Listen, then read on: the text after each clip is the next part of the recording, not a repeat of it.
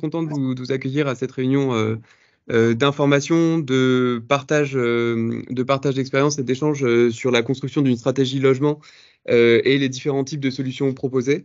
C'est une réunion qu'on avait déjà évoquée notamment dans les comités régionaux de l'investissement en santé, qui fait partie d'une série d'initiatives de l'agence pour accompagner les établissements de la région dans leur stratégie logement, qui est évidemment une partie intégrante et très importante de leur plan d'attractivité pour les soignants. Avant même les questions de financement dont on parlera pas cet après-midi, on s'est rendu compte au fil des dialogues que les établissements ont des niveaux d'expertise très divers sur ce sujet qui est quand même un sujet technique.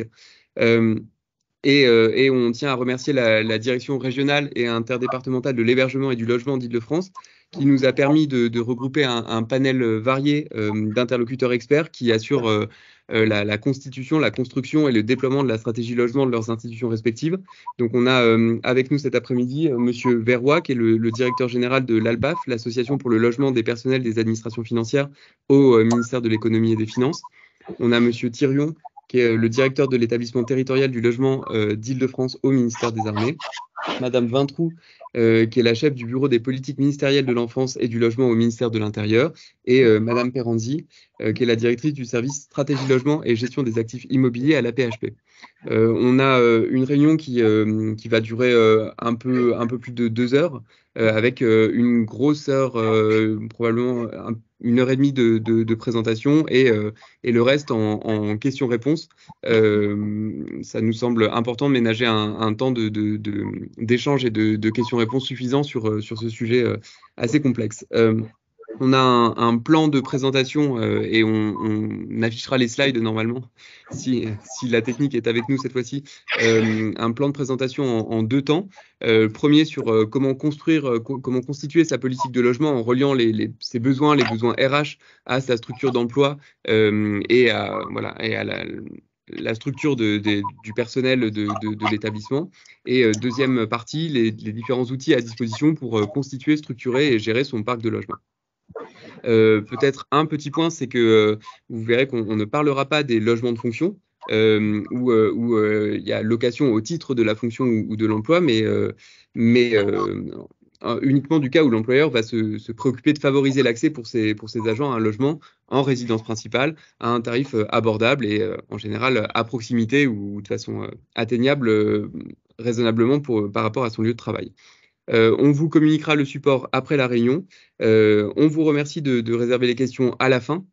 Vous pouvez les poser sur le chat, mais en tout cas pas à l'oral pendant la présentation. Et comme je vous l'ai dit, il y aura un temps d'échange et de questions-réponses à l'issue de la présentation. Sans plus attendre, je vais céder la parole à Alexandra Peranzi pour débuter la présentation sur le premier volet, celui de la construction de sa politique de logement. Alors, Ilias. Bonjour à tous. Effectivement, la première étape pour identifier les besoins en logement, ça commence par une étape préalable et indispensable, qui est de définir votre stratégie en matière de ressources humaines. Effectivement, rien ne sert de lancer une recherche de logement sans maîtriser le public que vous souhaitez loger. Il est important d'analyser vos données RH et notamment quels sont les métiers pour lesquels vous avez des difficultés à recruter. Est-ce qu'il s'agit d'être attractif pour le recrutement? Et dans ce cas, quel profil type des personnels à recruter? Est-ce que ce sont des jeunes qui sont sortis d'école? Quelle est la moyenne d'âge? Sont-ils chargés de famille? Quel est le salaire moyen? L'objectif étant de calibrer finalement les personnes que vous souhaitez recruter ou que vous souhaitez fidéliser. Est-ce qu'il est intéressant aussi de regarder quel est le taux de rotation? Est-ce qu'il est fort et qui nécessite de proposer une offre de logement afin de stabiliser les mouvements ou est-ce simplement du recrutement et dans ce cas-là, on est plutôt sur des jeunes professionnels? Dans ce cas, plusieurs questions peuvent se poser quel que soit le dispositif que vous souhaitez accompagner, que ce soit le recrutement ou la fidélisation sur les profils, que ce soit leur moyenne d'âge ou leur situation en matière de ressources qui permet de calibrer le besoin en logement. Il peut être intéressant aussi de regarder les zones où sont logés actuellement vos personnels et quel est le temps de trajet moyen. C'est pas indispensable, mais ça permet de bien calibrer quelles sont les zones préférées dans lesquelles se logent aujourd'hui vos agents et quel est le temps de trajet moyen. On a fait, à l'assistance publique hôpitaux de Paris, on a fait cette étude qui nous a permis de calibrer quel était le temps de trajet moyen aujourd'hui pour ceux qui n'étaient pas logés, quel était le temps moyen pour ceux qui étaient logés, et donc quelle cible on pouvait se fixer dans le cadre d'une recherche de logement.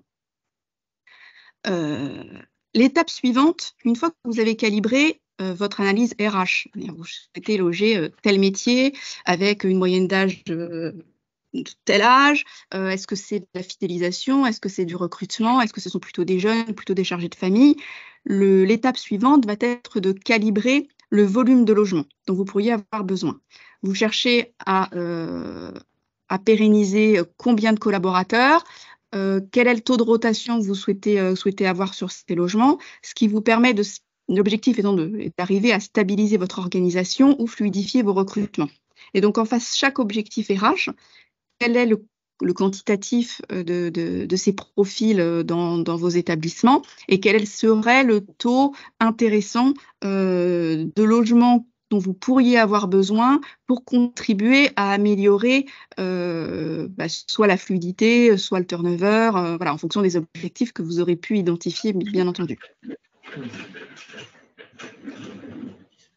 Une fois que vous avez calibré les profils des agents que vous recherchez, de quel métier, et si vous recherchez plutôt à calibrer plutôt une offre en faveur des jeunes ou plutôt des familles qui seraient à loger.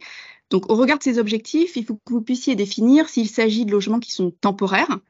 Quand on dit logement temporaire, ça veut dire que ça s'adresse plutôt à des jeunes professionnels en sortie d'école.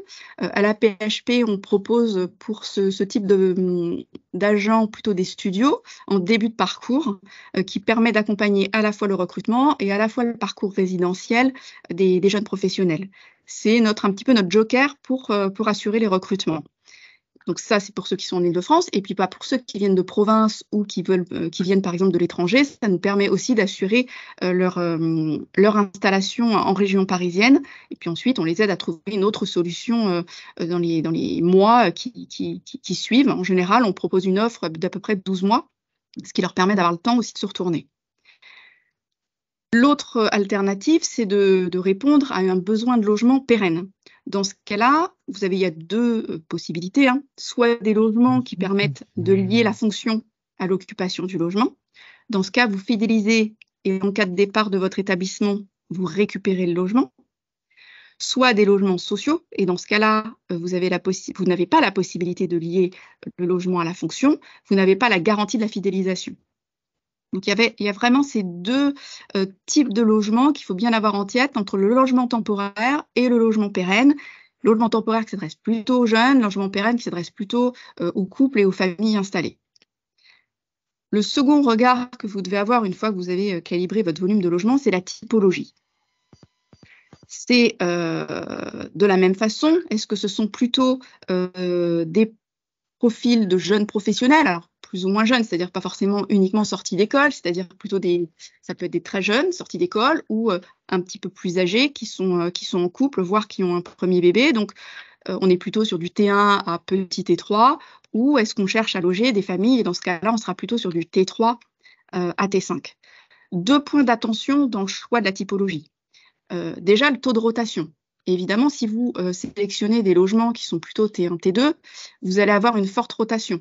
Donc, ce qui permet d'avoir des attributions régulières de logements qui vont se libérer et que vous pourrez réattribuer, si tant est bien sûr que ces logements, vous les ayez réservés. On verra ça un petit peu plus tard sur un droit de suite, mais ça sera expliqué un petit peu plus loin. Si vous, à contrario, vous faites une sélection pour loger plutôt des familles, plutôt sur des logements familiaux, donc T4, T5, dans ce cas-là, c'est effectivement des logements qui seront occupés sur une longue durée. En général, un logement de T4, T5 qui est attribué avec des conditions de loyer plutôt attractives vont plutôt être occupés à minima 10 ans, voire plus. Et donc, c'est à ce moment-là, vous faites un choix de loger de façon pérenne une famille, mais c'est à un moment donné, au moment où vous faites ce recrutement et cette fidélisation, mais le logement ne reviendra que dans beaucoup d'années. Le deuxième point d'attention sur le choix de la typologie, c'est les profils à recruter. savoir si ce que vous imaginez construire comme politique du logement, est-ce qu'elle est bien en cohérence avec les attentes de vos personnels? Je m'explique. Si vous décidez effectivement d'accompagner, votre métier en tension, c'est le profil type, c'est une infirmière. Vous décidez d'accompagner les infirmières via des logements familiaux, considérant que vous allez accompagner plutôt les familles avec enfants. Dans ce cadre-là, il faut bien avoir en tête, enfin en tout cas nous c'est ce qu'on constate sur la PHP, que le profil type des infirmières qui vont nous demander un logement, en tout cas sur de la fidélisation, l'âge moyen est plutôt de 32 ans. Et donc on est plutôt en début de parcours personnel, et donc on est plutôt sur des typologies maximales de T3. Quand on tombe sur des besoins en T4 et T5 sur ces profils d'infirmières, dans ces cas-là, on va avoir deux vecteurs différents. C'est soit c'est des infirmières qui ont construit leur vie, qui sont en couple et qui, du coup, quand leur famille va grandir, vont plutôt essayer d'acquérir des logements et donc ils ne vont pas attendre forcément une solution de logement de notre part. Ou bien ce sont plutôt des foyers qui ont eu un accident de la vie à un moment donné, divorce, etc., et qui vont plutôt s'orienter sur le logement social parce que là, ils vont avoir des besoins de logement extrêmement bas en matière de loyer et sur lequel on aura du mal à les accompagner sur une politique de fidélisation où on essaie d'apporter des loyers attractifs, mais on ne peut pas non plus s'aligner sur les loyers sociaux les plus bas. Donc voilà, 2 points d'attention sur ce choix de typologie, à la fois sur la rotation et à la fois que ça correspond bien aux demandes que vous aurez en second temps. Pour illustrer sur les besoins de la PHP, voilà, pour projeter un petit peu, aujourd'hui, nous, on a 3 dispositifs principaux. On a un dispositif qui s'oriente sur les jeunes professionnels, et donc là, on est sur du studio pour accompagner les jeunes en sortie d'école, avec une mesure temporaire. Et ensuite, on a une mesure de fidélisation pour les personnels, donc là plutôt sur des T2, T3, où on les accompagne en début de parcours professionnel, et ensuite, voilà, ils trouvent leur propre solution. Et puis un troisième dispositif qui là est ouvert effectivement au-delà des problèmes de tension ou d'attractivité, qui est ouvert à l'ensemble des collaborateurs de la PHP, et qui sont plutôt des logements sociaux. Et donc on vient dans ce cadre-là en soutien des agents qui auraient une difficulté d'un point de vue social. Ensuite, il faut avoir en tête qu'il y a une offre différenciée en fonction des financements. 3 à 4 offres différentes. La première, le logement libre. Donc, c'est les loyers, le patrimoine qui est des prix de marché libres, donc non encadrés. Le logement intermédiaire, on va y revenir un petit peu après sur les conditions. Le logement intermédiaire qui dispose d'un loyer qui est un petit peu inférieur au loyer libre. Et puis ensuite, le logement social. Les résidences jeunes actifs, on peut avoir soit du libre, soit du social, donc ça rentre un petit peu dans les 2 cadres. Les avantages et les inconvénients de ces dispositifs. Sur du logement libre, c'est pratique, on peut lier le logement à la fonction, on n'a pas de plafond de revenus, donc on peut y loger qui on veut. Le gros inconvénient, c'est que c'est du loyer de marché, donc ce sont des loyers chers. Le second dispositif, du logement intermédiaire. Donc, dans ce cadre-là, l'avantage, c'est qu'on peut lier aussi le logement à la fonction, sous réserve que l'établissement prenne à bail, on y reviendra aussi un petit peu plus tard, prenne à bail le logement et le sous à ses agents. Par contre, il y a un plafond de revenus qui est quand même relativement assez haut en termes de plafond. Et en matière de loyer, on reste sur des loyers quand même relativement chers. On est à environ à 15% en dessous du loyer de marché. Donc, sur Paris et en périphérie, ça reste quand même des loyers assez importants. Il faut être un petit peu plus éloigné de Paris pour avoir des loyers logements intermédiaires plus acceptables. Ensuite, on a le logement social. Son avantage, c'est le prix du loyer. On a des loyers entre 5 et 14 € globalement par mètre carré pour ces logements-là. L'inconvénient, c'est qu'il n'y a pas de clause de fonction qui soit possible et vous avez des plafonds de ressources. Évidemment, plus le loyer est faible, plus les plafonds de ressources sont bas, plus le loyer est important, plus les plafonds sont importants également. Et enfin, les résidences jeunes, où là, on peut être à la fois sur du libre ou sur du social. Donc, on peut avoir l'avantage du libre, mais on peut avoir aussi les contraintes du social. Le gros avantage que nous, on a trouvé dans les résidences pour jeunes actifs, c'est que ce sont des studios plutôt de petite surface, et donc il y a une forte rotation. Donc, bien qu'il n'y ait pas de clause de fonction, ça permet d'avoir une forte rotation et donc des logements qui reviennent régulièrement pour les nouvelles sorties d'école. Enfin, donc sur la localisation, une attention vraiment particulière sur vos besoins, c'est-à-dire on évoquait tout à l'heure la durée du temps de trajet. Donc nous, on a effectivement fait cette étude, quelle est la durée maximale de temps de trajet qui nous semblait acceptable pour nos soignants. On a estimé que la durée max devait être de 35 minutes, avec un délai de 30 minutes maximum à pied entre l'adresse du logement et les transports en commun. Cette durée qu'on a pu calibrer nous a permis d'identifier les zones dans lesquelles on recherchait des logements. Il faut faire attention à partir du moment où on recherche du logement auprès des bailleurs. Les bailleurs vous proposent d'abord ce qu'ils ont sous le coude et il faut être sûr, avant même de recevoir ces propositions, de savoir quel est votre besoin. Parce que sinon, vous allez pouvoir vous allez avoir envie d'accepter certaines offres et puis vous vous rendrez compte que finalement, vous n'avez pas forcément vos agents qui seront satisfaits des localisations ou que le financement ne conviendra pas ou que la typologie ne conviendra pas. Le message est globalement, sachez construire d'abord votre besoin en n'étant pas forcément trop restrictif parce qu'il y a aussi votre besoin, mais il y a aussi l'offre qui existe. Mais en ayant une cartographie exacte de vos besoins, quand vous recevrez les offres des bailleurs, vous serez en mesure de calibrer assez vite et de qualifier assez vite si cette offre elle est complètement dans votre cible, elle s'en rapproche un peu, beaucoup, ce qui vous permettra de sélectionner ce qui sera le plus pertinent pour vous. Donc, on vous a effectivement remis les bénéficiaires donc, des logements qui sont encadrés. Aujourd'hui, donc à l'exception du livre où il n'y a effectivement pas d'encadrement particulier, il existe 4 types de logements subventionnés et donc encadrés. Quand vous contacterez les bailleurs, vous êtes amené à le faire, on vous parlera avec ces terminologies-là. On vous parlera de PLAI, on vous parlera de plus, PLUS, de PLS et de PLI. Donc, on vous a remis la définition exacte dans le slide qui vous sera transmis pour que vous ayez conscience de ces terminologies, sachant qu'effectivement, sur ces dispositifs, vous êtes du plus social au moins social. Donc le PLAI, c'est ce qu'il y a de plus social, ça vise à répondre aux foyers les plus précaires. Ensuite, vous avez le PLUS qui est ce qu'on considère être le HLM, voilà, donc le logement social classique. Vous avez le PLS qui, lui, est environ en termes de loyer 30% au-dessus du PLUS, à la fois en termes de loyer, mais ce qui permet d'avoir des plafonds de ressources un petit peu plus importants. Et puis ensuite, le PLI, qui lui n'est pas en logement social, mais qui reste encadré puisqu'il est financé. Et donc, il y a quand même un plafond de revenus à respecter. Sur les PLI, on est environ à 15% moins cher que le loyer de marché. On reste quand même sur des loyers assez importants.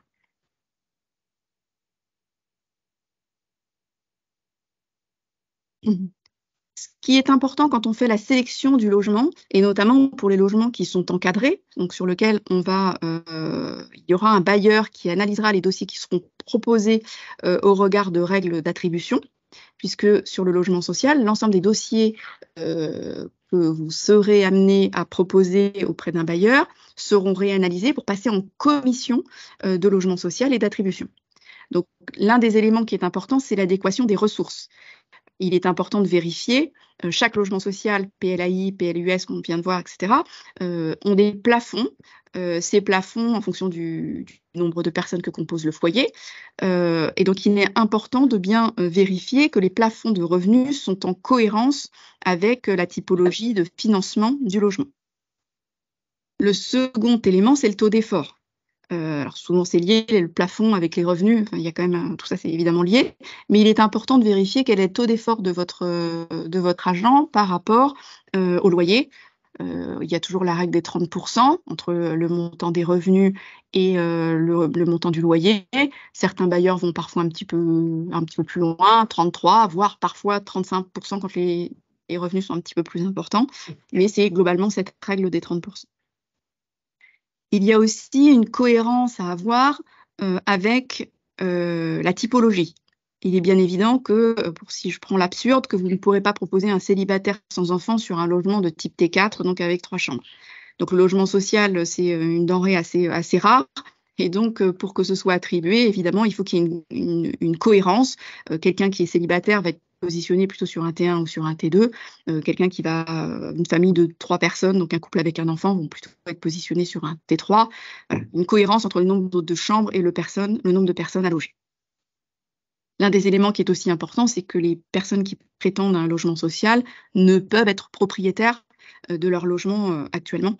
Sinon, ils ne seront pas attributaires du logement.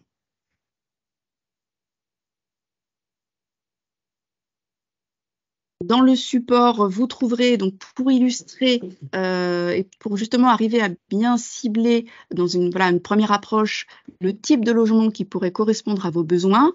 Donc, on vous a mis le plafond de ressources pour une personne seule en Île-de-France. Donc, vous voyez que le PLAI qui vise du logement très social, on est en termes de revenus annuels plutôt autour de 13 000 €. Quand le PLUS, on est plutôt à 25 000 € et le PLS à 32 000 € pour le social. Pour le PLI, on est à 41 000 €, donc on est quand même très au-dessus. Et donc, en face, vous avez l'impact en termes de loyer. C'est-à-dire que le PLAI, vous visez des loyers autour de 6 € du mètre carré. Donc, c'est très bien, mais ça veut dire qu'il faut avoir des agents autour de 13 000 € en termes de revenus, ce qui peut être... en tout cas, nous, à la Paix, on a assez peu de cas sur ce thème de financement. Après, on a des loyers autour de 7 € du mètre carré, et là, vous visez plutôt des logements PLUS avec des revenus autour de 25 000 €. En ce qui nous concerne, c'est la cible privilégiée que l'on a sur nos recherches de logement, puisque effectivement, voilà, les personnels qu'on essaie de soigner, notamment les infirmières, on arrive encore dans ce plafond de ressources qui permet de faire bénéficier de logements avec des loyers très attractifs.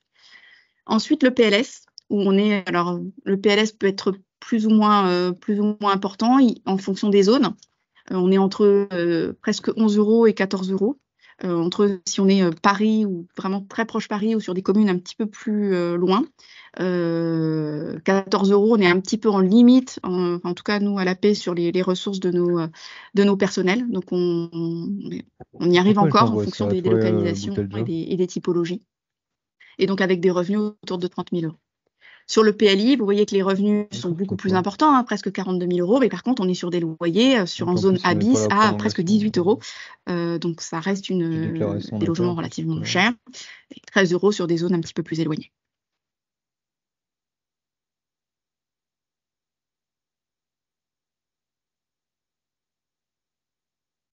Donc ensuite,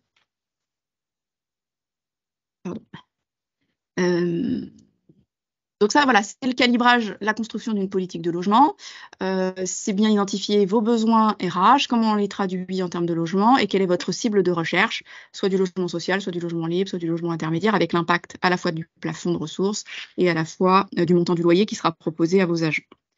La deuxième étape, une fois qu'on a cette cartographie RH, c'est de construire la politique logement, c'est-à-dire quels sont les outils dont vous pouvez bénéficier pour aboutir à du logement pour vos soignants.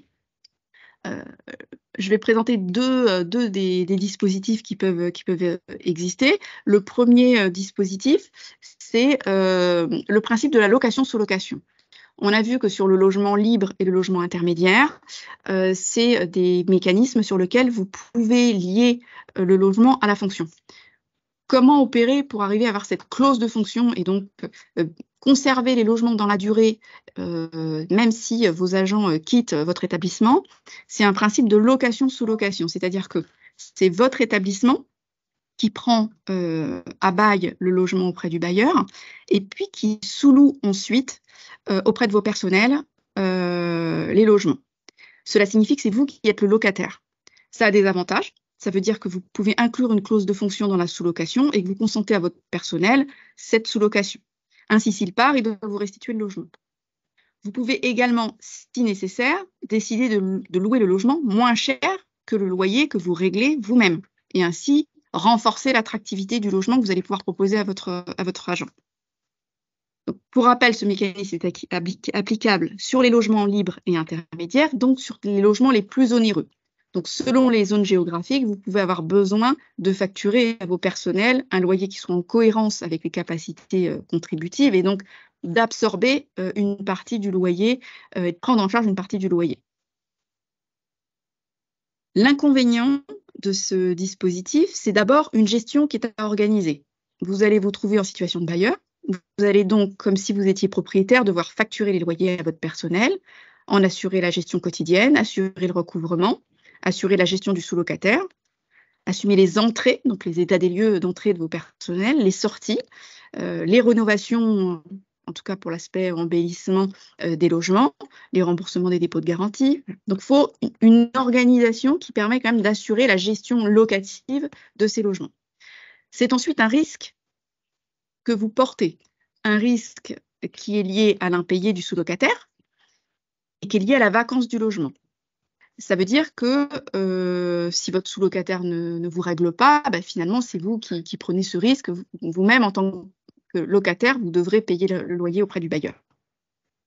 Et enfin, évidemment, je l'ai évoqué déjà, la charge financière que peut occasionner le fait de refroidir les loyers pour être plus attractif pour vos personnels. Le second dispositif, c'est tout simplement de développer un parc en propriété. Ça peut être par exemple une zone ou un bâtiment qui pourrait être transformé en logement pour le personnel, sous réserve de respect des règles d'urbanisme sur vos établissements ou en forte proximité. Ça peut également être l'acquisition de logements. Dans ce cas, vous pouvez vous porter acquéreur de logements libres avec la possibilité de fixer le loyer et sans contrainte de plafond de revenus. Par contre, vous restez confronté aux inconvénients que je viens de citer sur la location sous location, puisque dans la mesure où vous êtes propriétaire d'un logement, vous serez confronté à devoir assurer la gestion locative, tant sur l'aspect loyer que sur l'aspect entretien du parc. Donc voilà, une organisation nécessaire pour assurer cette gestion. Voilà. Ouais. Oui. Bien sûr. Oui, juste pour compléter rapidement sur cette partie-là, comme je suis donc au ministère des Armées, on a la chance d'avoir un parc en propriété qui est assez important. Donc notamment 2000 logements rien qu'en Île-de-France. Il peut effectivement être intéressant de développer ou d'acquérir un parc en pleine propriété. Pourquoi? Parce qu'effectivement, vous allez toutes les contraintes qu'on vient de voir, notamment en termes de plafond, bien sûr, vous ne les aurez pas, mais ça nécessite en revanche effectivement de disposer de foncier ou effectivement de bâtiments existants et de disposer si possible d'un gestionnaire. Donc c'est le cas au ministère. Donc on ne gère pas nous-mêmes ces logements. Jusqu'à la fin de l'année dernière, nous avions un gestionnaire qui était CDC, donc la Caisse des dépôts, donc qui gérait le parc pour nous. Donc ce qui permet d'avoir finalement que des avantages. Même s'il faut prévoir effectivement, ça coûte peut-être un petit peu plus cher que le parc réservé auprès des bailleurs sociaux, puisque vous aurez besoin de prévoir aussi un budget travaux et entretien des logements, puisque encore une fois vous êtes propriétaire de ces logements. Donc jusqu'à la fin de l'année dernière, donc nous avions un gestionnaire, voilà, comme un gestionnaire tout à fait classique, et nous sommes passés en concession. Donc depuis le 1er janvier, nous avons, donc un peu comme pour les autoroutes, si vous voulez, donc les logements du ministère ont été donnés en concession à Nové, qui est un groupement. Et là, ce qui est intéressant pour nous, c'est qu'il assure à la fois la gestion du parc, l'entretien, mais il y a également une partie construction, puisqu'on a effectivement du foncier disponible ou des endroits où on avait des logements ou des bâtiments qu'on va détruire. Et ce concessionnaire va construire pour nous. Je ne vais pas développer plus que ça, parce que c'est assez complexe. Si vous avez des questions à la fin, je pourrais y revenir. Mais voilà, sachez que c'est une première en France au niveau des ministères. Donc là, on est vraiment au tout début. Alors d'autres peut-être suivront. Mais voilà, là, on est à la mise en route qui n'est pas simple, hein, je ne vous le cache pas. Mais c'est un processus qui est intéressant puisque là, vous déléguez vraiment la totalité de la gestion de l'entretien et de la construction à un partenaire extérieur.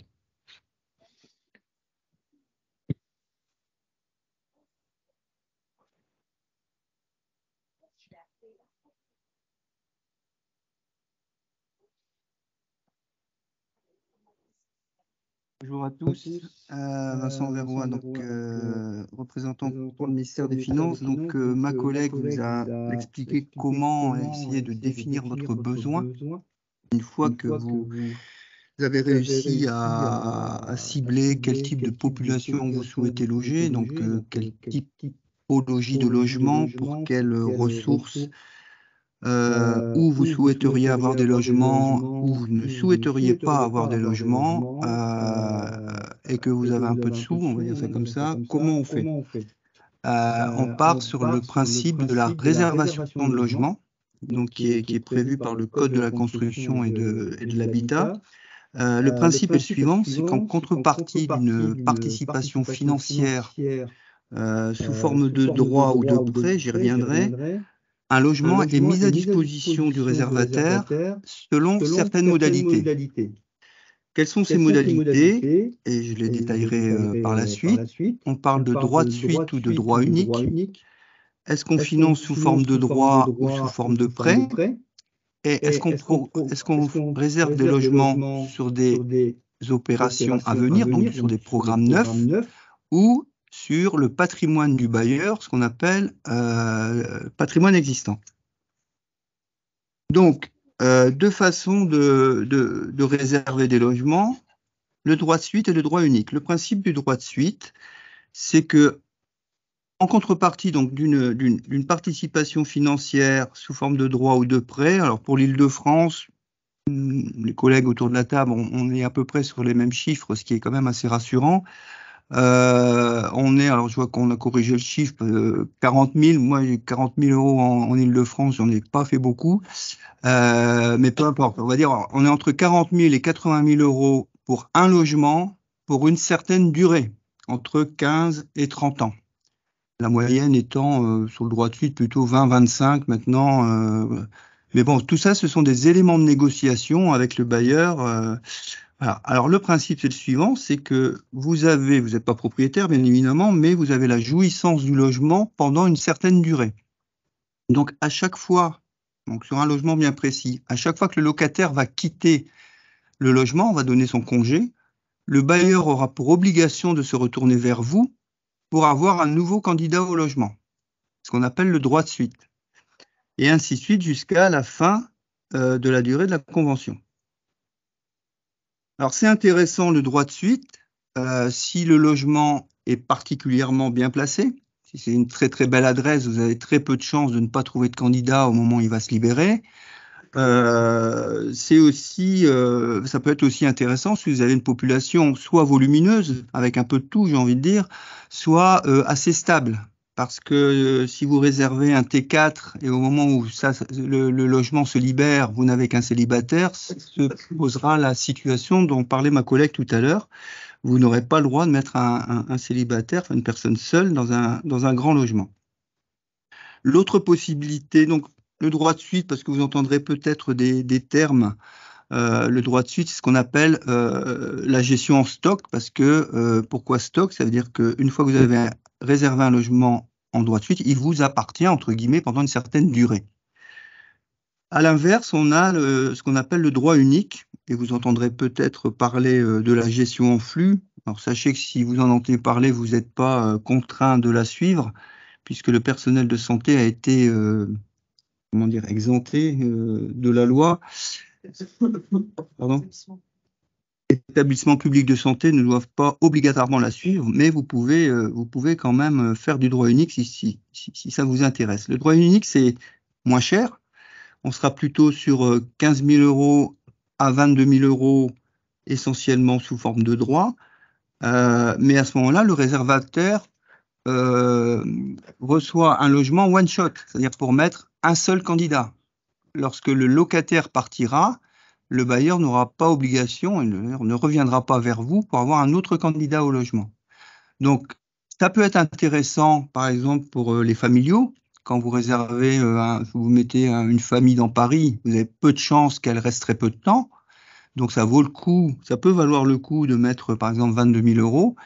Par contre, si vous réservez un petit studio, même dans Paris, si le célibataire soit trouve l'âme sœur, soit fait une mobilité et qu'il reste que 6 mois, eh ben, vous avez un peu gâché votre argent. Donc ça, c'est les deux modalités de réservation. Alors l'intérêt aussi de la gestion, non, ça c'est sur la gestion de patrimoine, pardon. Deuxième modalité, je vais être très rapide parce qu'il y en a un des deux qui se fait presque plus, notamment en Île-de-France, c'est est-ce que vous financez ça sous forme de droit ou sous forme de prêt?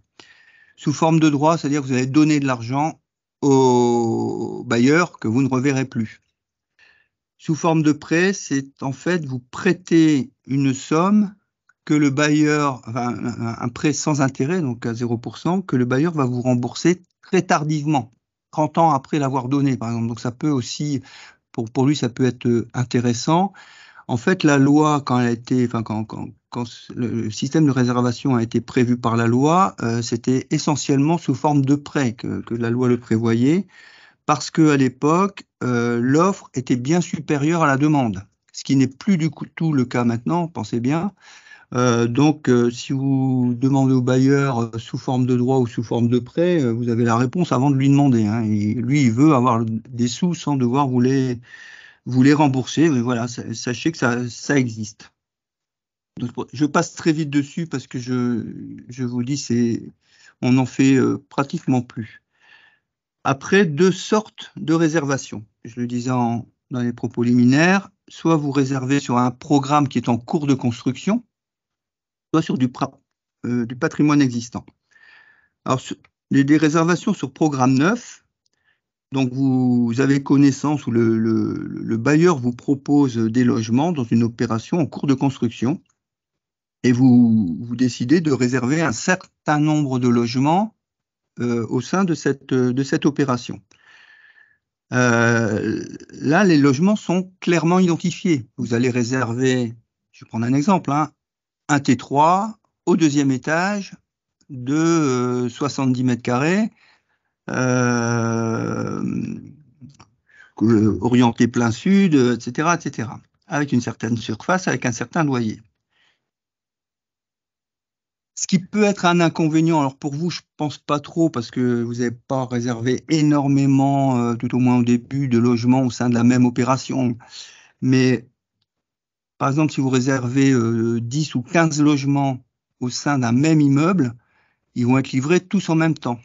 Donc il faudra avoir les 10 ou 15 dossiers de candidats au moment où ils vont être livrés, parce que j'y viendrai après, il y a des délais de présentation de candidats pour ne pas perdre le logement. Donc voilà, et puis les logements, bien évidemment, sont neufs à la livraison. Sur patrimoine existant, le principe est le suivant, c'est-à-dire que vous engagez avec le bailleur, vous lui dites, voilà, vous, moyennant telle somme, vous devez me mettre à disposition autant de logements sur une certaine durée. Un exemple concret, vous devez me mettre à disposition 20 logements sur 3 ans.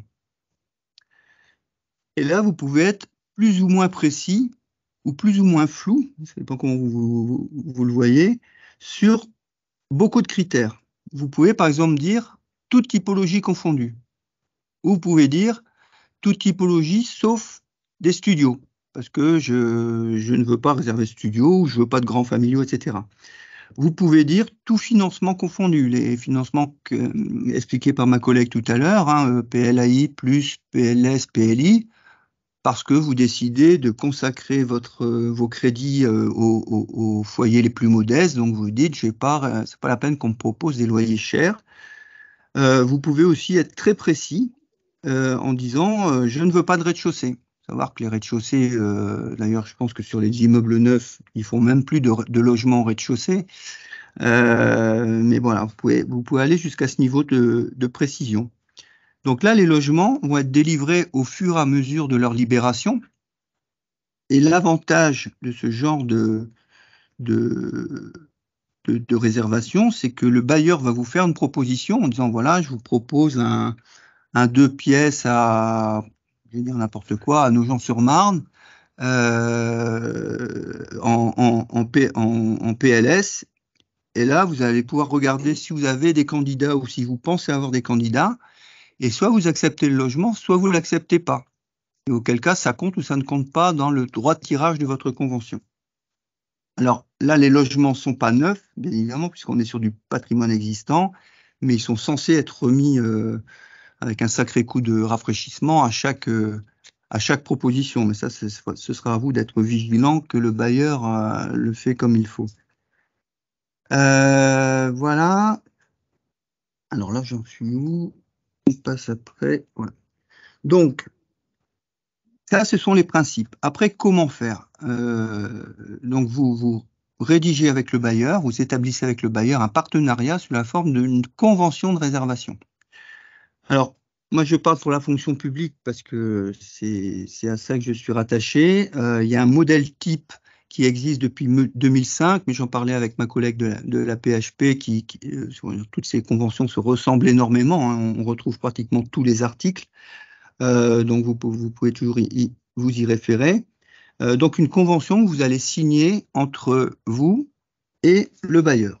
Qu'est-ce qu'on y trouve dans cette convention? Donc, comme toute convention, beaucoup d'articles, notamment le nombre de logements que vous réservez, la localisation géographique. Alors, si c'est un immeuble neuf, ce sera l'adresse de l'immeuble en construction, enfin, ou prévu. Si c'est une convention sur patrimoine, comme je le disais tout à l'heure, vous allez pouvoir dire, je veux des logements dans le 94 et dans le 92. Ou alors, si vous êtes très précis, vous pouvez dire, je veux Paris intramuros et Vincennes, Boulogne. Enfin, on va être concurrents là, parce qu'on veut tous la même chose, hein, je vous le dis franchement. Mais voilà, c'est comme ça. Vous pouvez être plus ou moins précis avec le bailleur. Après, il faut que lui soit capable de vous proposer des logements. Vous préciserez dans cette convention si vous êtes en droit, si ce sont des logements, des réservations en droit de suite ou en droit unique. Si ce sont des réservations en droit de suite, vous allez négocier et donc préciser dans la convention la durée, 15, 20, 25, 30 ans, si vous y arrivez. Si vous êtes sur du programme neuf, le bailleur va devoir s'engager sur une date prévisionnelle de livraison de l'opération. Si vous êtes sur du patrimoine existant, le bailleur va devoir s'engager sur un nombre d'années pour délivrer, pour vous mettre à disposition les logements que vous avez réservés. Comme je le disais tout à l'heure aussi, vous préciserez plus ou moins précisément. Alors si c'est du neuf, c'est assez clair et le bailleur sait si ça va être du PLAI, du plus, du PLS. Si vous êtes sur du patrimoine existant, vous précisez, soit vous êtes large ou moins large sur les financements que vous souhaitez voir vous proposer. Pareil pour les typologies. Si c'est du neuf, ils seront clairement identifiés et là vraiment très très clairement identifiés avec l'étage, etc. Si c'est du patrimoine existant, à vous de voir la souplesse que vous souhaitez vous donner. Un paragraphe aussi, enfin un article, et avec toutes les annexes derrière, hein, sur les loyers et charges prévisionnelles, avec une date de... loyers et charges prévisionnelles au mètre carré, avec une date de valeur.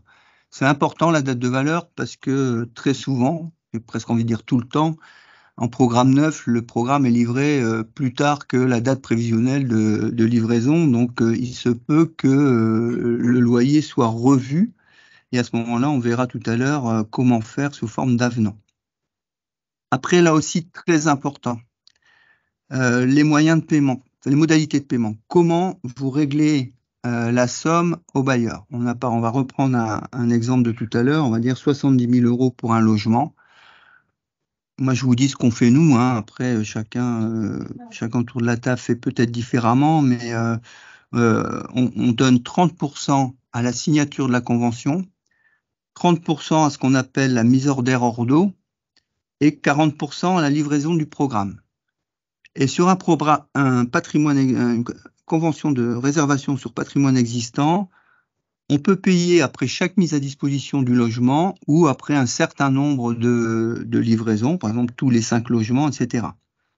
Je conseille fortement de ne pas tout payer tout de suite quand vous en avez cette possibilité. C'est un moyen de tenir les bailleurs, j'y reviendrai. L'argent est toujours le nerf de la guerre. Après, vous écrivez aussi comment vous proposerez vos candidats aux bailleurs. notamment le délai de présentation. Alors, le délai de présentation, il est réglementé, hein, il est assez strict et il a été restreint depuis ce qu'on a appelé la loi Macron du temps où il était ministre de l'économie.